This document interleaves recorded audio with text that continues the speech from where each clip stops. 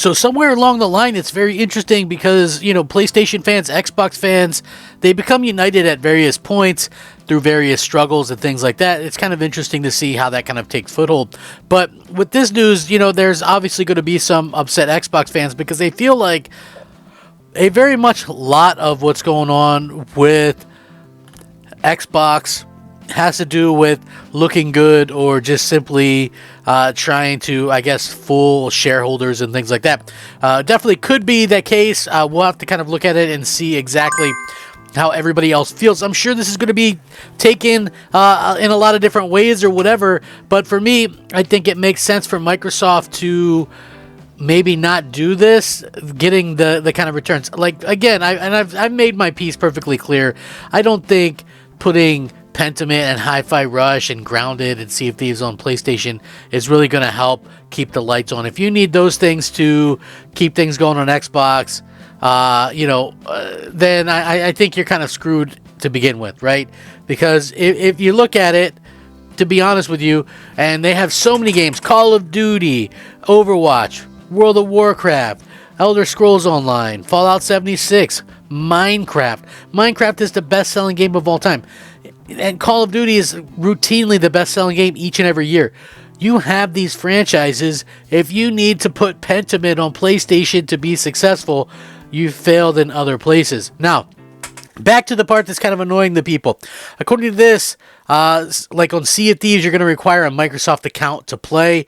According to a PlayStation Store page, Sea of Thieves PS5 version has confirmed that players will need a Microsoft account to play it. Following months of rumors, the popular Xbox exclusive was announced for the PlayStation 5, making Sea of Thieves developer Rare's first PlayStation release in its 40 years of existence. Sea of Thieves PS5 players can link their PlayStation and Microsoft accounts. Microsoft account registration, acceptance of Microsoft services agreements, and policy is required to play, according to the page. According to journalist Stephen Totillo, players can link their PlayStation and Microsoft accounts. Logging into the latter will enable cross-platform play, crew voice chat, proximity chat, etc., etc. Players link it, they will be able to cross-platform friend invitations, crew chat, proximity chat, and progression. Some of the other ones, Pentiment, Switch, PlayStation, no Xbox login required, no cross-save, has trophies on PlayStation. Grounded, Switch, PlayStation requires Nintendo, Sony service for online. Microsoft sign-in allows cross-play, cross-save, shared world, trophies on PlayStation. So it's kind of understandable, a little bit of a rare thing. Nonetheless, Sea of Thieves, the smash hit pirate adventure game with almost 40 million people. It's a really good game. I personally don't plan on going back to it. Not even just because of this. Like, the thing that happened was basically you get updates on games every day, every week, whatever. It's cool, but with the latest Sea of Thieves one is like 100 and some gigs, man. I don't have time for that. So, I clicked uninstall or what have you.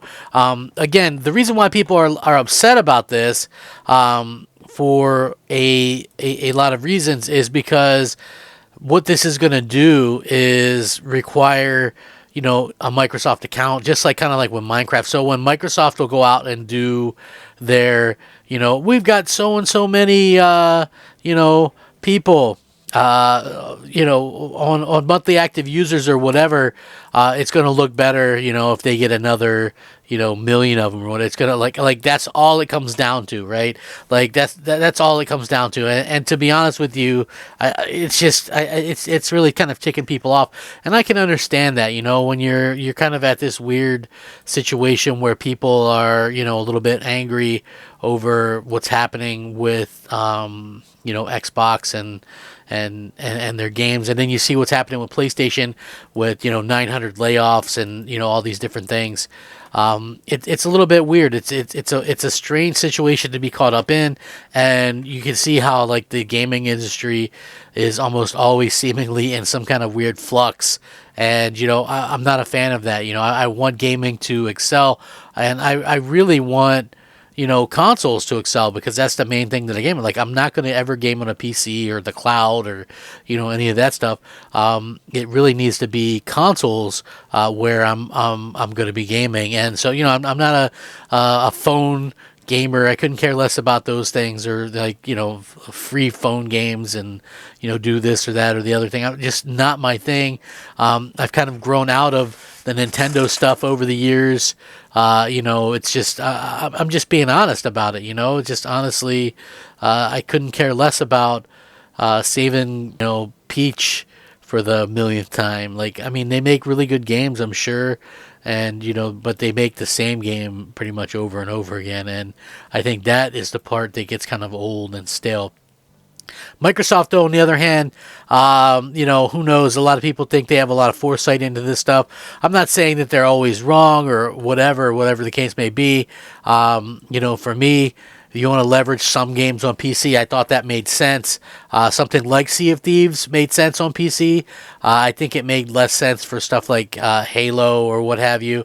And you might go, oh, well, why is that? Halo was originally on PC or whatever. Well, I think that, you have a situation where Halo kind of, there's so many other experiences. Like the people on PC, whenever you see the top games, it's usually the same type of games over and over again, Counter-Strike and what have you. And I think, people will try new things. Even that Pal World, right? Very successful game.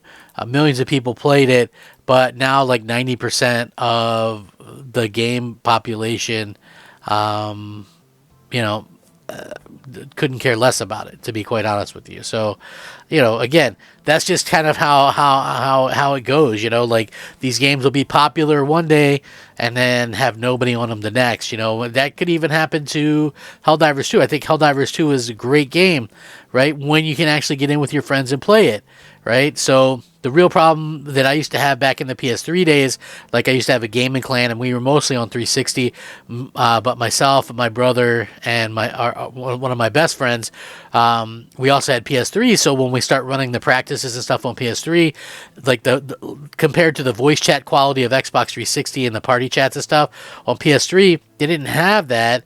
And everybody is using like different Bluetooth headsets or like the ones for your phones and stuff. So a lot of people sounded like the drive-through guy at McDonald's.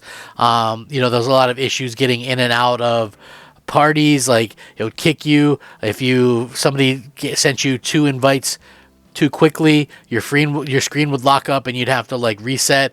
Like you could tell Helldivers 2 has some of those kind of old school issues, and when then you see that it's like made on an engine that was discontinued 6 years ago, you kind of realize why it sort of reminds you of that. Like I was playing that game last night with those same friends that we would play PS3 with and Xbox 360 with, and we played for about 2 hours, and in that amount of time, I got crashed to the dashboard once, kicked from the game 4 times. They got kicked from the game 3 or 4 times.